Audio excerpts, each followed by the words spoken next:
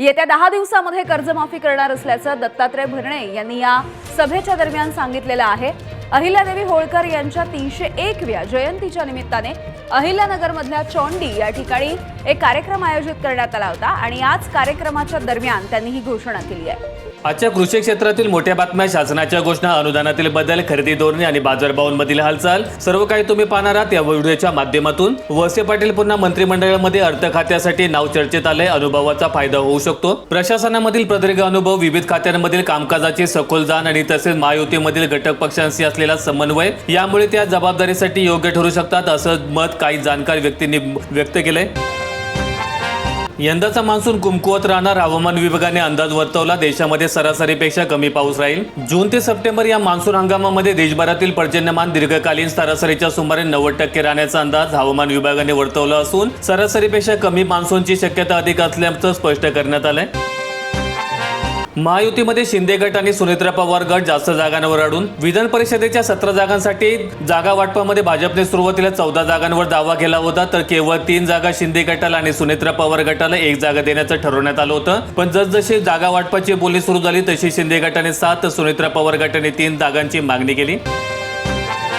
आला पावसाळा, सर्पदंशापासून सांभाळा। राज्य सरकारचे मान्सूनपूर्व अँटी व्हेनम मिशन 1 लाख सर्पविष तपासणी किटची खरेदी। मान्सून काळामध्ये सर्पदंशाच्या घटनांमध्ये वाढ होण्याची शक्यता लक्षात घेऊन विषारी आणि बिनविषारी सर्पदंशाची त्वरित ओळख पटावी यासाठी राज्य सरकारने 1,10,213 सर्पविष जल तपासणी किट खरेदीला मंजुरी दिली। विशेषतः ग्रामीण, आदिवासी आणि वनक्षेत्रामधील आरोग्य सेवांना यामुळे मोठ्या प्रमाणात मदत होणार आहे। नव्या तपासणी किटमुळे विषाची उपस्थिती त्वरित समजू शकणार असल्यामुळे उपचार प्रक्रिया अधिक अचूक आणि वेळेमध्ये होण्यास मदत होईल। मनोज जरांगे पाटील यांनी मध्यरात्री 1 वाजता उपोषण मागे घेतलं। भर उन्हामध्ये अंतरवाली सराटीत सकाळी 10 पासून आंदोलन सुरू केलं होतं। यावेळी पुढील मुद्द्यांवर सहमती देण्यात आली आहे। प्रलंबित कुणबी प्रमाणपत्र देण्यास शासनाची मंजुरी, 58 लाख नोंदीचे दस्तावेज उपलब्ध करून देणार, हैदराबाद गॅझेटनुसार एसओपी तयार करणार, जात पडताळणी प्रक्रियेचा दर 15 दिवसांनी आढावा घेण्यात येईल, आंदोलनातील मृतांच्या वारसांना 15 दिवसात आर्थिक मदत देण्यात येणार। शक्तीपीठ महामार्गाविरोधात वेळापुरातील शेतकऱ्यांचा रणसंग्राम, सुपीक जमिनी वाचवण्यासाठी शेतकऱ्यांनी आंदोलनाचं रणशिंग फुंकलंय। प्रांत अधिकाऱ्यांकडे हरकती दाखल। कापूस आयातीवरील 11% शुल्क रद्द, ऑक्टोबर 2026 पर्यंत होणार शुल्कमुक्त आयात। केंद्रीय वाणिज्य मंत्रालयाने शनिवारी अधिसूचना काढून कापसावरील 11% आयात शुल्क 5 महिन्यांसाठी काढलंय। हा निर्णय घेताना कापड उद्योगाला आणि ग्राहकांना दिलासा देताना शेतकऱ्यांचं देखील हित जोपासल्याचं सरकारने म्हटलंय। मोठी बातमी, पुढच्या 10 दिवसांमध्ये शेतकऱ्यांना कर्जमाफी। अहिल्यानगरमध्ये कृषी मंत्री दत्तात्रय भरणे यांची घोषणा। येत्या 8 ते 10 दिवसांमध्ये ही कर्जमाफी पूर्ण केली जाईल अशी मोठी घोषणा त्यांनी यावेळी केली।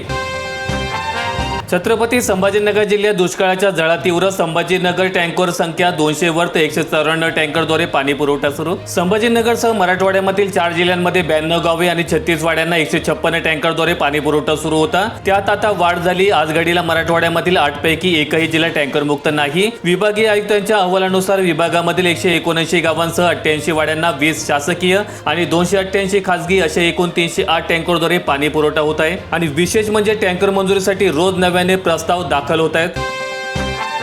महागाई वाढण्याची ट्रक आणि माल वाहतूक 1 जून पासून भाड्यामध्ये प्रति किलोमीटर 5 ते 7 रुपयांची वाढ। विदर्भ ट्रक आणि माल वाहतूक संघटनेने शनिवारी झालेल्या एका महत्त्वाच्या बैठकीमध्ये 1 जून पासून ट्रक भाडेवाढ करण्याचा निर्णय घेतलाय आणि या निर्णयामुळे महागाई वाढणार हे निश्चित आहे। शेतकरी हतबल, पंपचालकांचा कॅनमध्ये डिझेल देण्याला नकार, चक्क बैलगाडीला बांधून ट्रॅक्टर पंपावर आणलाय। शासनाकडून डिझेलचा पुरेसा साठा उपलब्ध असल्याचा दावा केला जात असला तरी ग्रामीण भागामध्ये मात्र डिझेल टंचाईचं चित्र कायम आल्याचं समोर आहे। शेतकरी विनायकराव टाले राहणार आरेगाव तालुका मेकर यांच्या ट्रॅक्टरमधील डिझेल संपलंय। पंपावरून कॅनमध्ये डिझेल मिळत नसल्यामुळे त्यांनी बैलगाडीच्या साहाय्याने ट्रॅक्टर ओढत डिझेल पंप गाठला।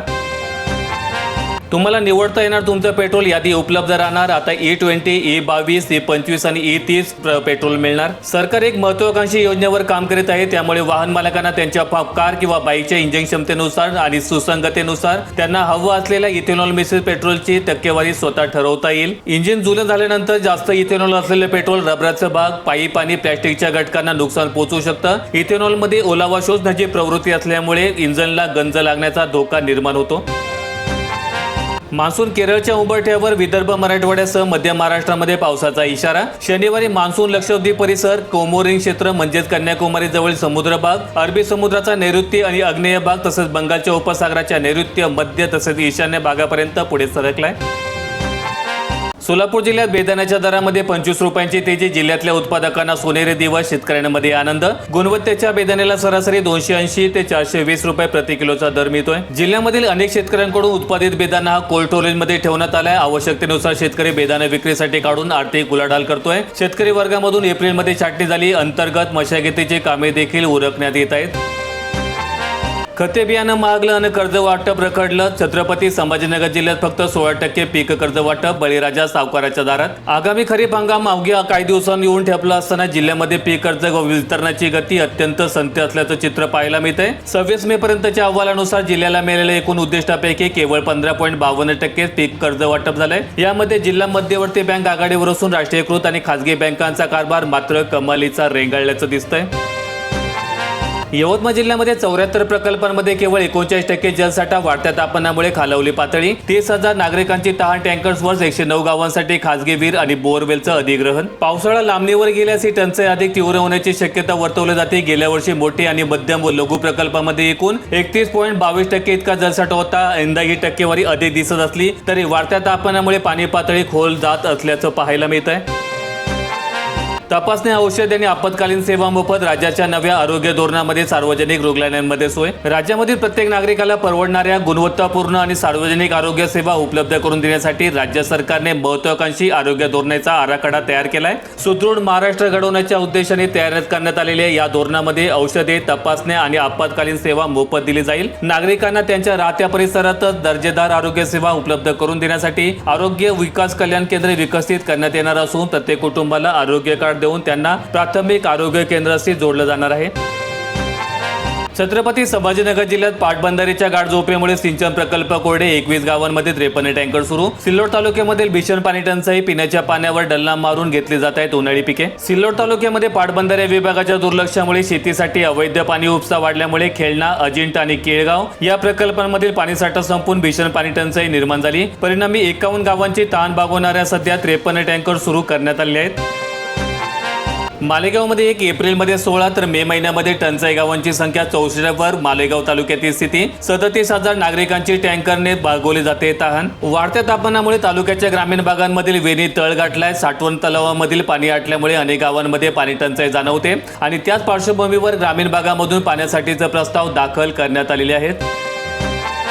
रॉयल्टीशिवाय नदीपात्रातून राजरोस माती उपसा. करमाळा तालुक्यामध्ये दिवसाढवळ्या अवैध उत्खनन. प्रशासनाचं दुर्लक्ष. स्थानिकांच्या माहितीनुसार पहाटेपासून रात्री उशिरापर्यंत जेसीबी, ट्रॅक्टर आणि डंपरच्या साहाय्याने नदीपात्रातून मोठ्या प्रमाणावर मातीचा उपसा केला जातोय. मात्र शासनाची अधिकृत परवानगी किंवा रॉयल्टी भरल्याचं कोणतेही स्पष्ट पुरावे दिसून येत नसल्यामुळे ग्रामस्थांचं असं म्हणणं आहे. विशेष म्हणजे संपूर्ण प्रकार उघडपणे सुरू असताना देखील संबंधित प्रशासन मात्र कारवाईला टाळाटाळ करत असल्याची भावना नागरिकांमध्ये तीव्र झाली. व्हिडिओ आवडला असेल तर लाईक, शेअर करा आणि अशा दैनंदिन शेतकरी बातमी अपडेट्स मिळवण्यासाठी सबस्क्राईब करून बेल आयकॉनचं बटन दाबा.